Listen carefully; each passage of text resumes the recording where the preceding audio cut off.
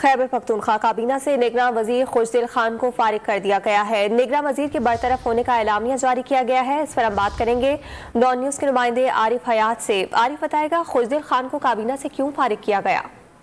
بالکل، یہ نگران وزیر جو ہے خوشدل خان جو نگران کابینہ کا حصہ تھے، ان کو عہدے سے فارغ کر دیا گیا ہے۔ اس کا باقاعدہ اعلامیہ بھی جاری کر دیا گیا ہے۔ بتایا جا رہا ہے کہ جس وقت نگران وزیر خوشدل خان حلف اٹھا رہے تھے نگران کابینہ کے، تو اس وقت وہ LPR پہ تھے، سرکاری ملازمت سے ابھی تک وہ ریٹائر نہیں ہوئے تھے۔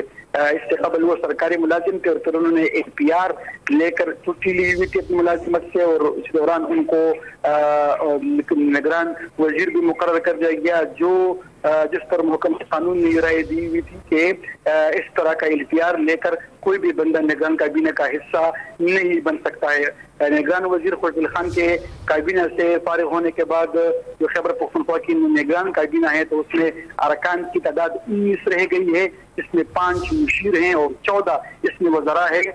جو ذرائع ہیں خوشدل خان کے تو ان سے ہمیں بات ہوئی تو ان سے معلوم ہوا کہ نگران جو وزیر خوشدل خان ہے تو وہ اپنی اس برطرفی کو بھی عدالت میں چیلنج کریں گے، اور انہوں نے اس کا فیصلہ کیا ہوا کہ اس کو عدالت میں وہ چیلنج کریں گے، لیکن سرکاری ملازمت کے معاملے پر نگران وزیر خوشدل خان کو کابینہ سے برطرف کر دیا گیا ہے۔ بہت شکریہ عارف حیات۔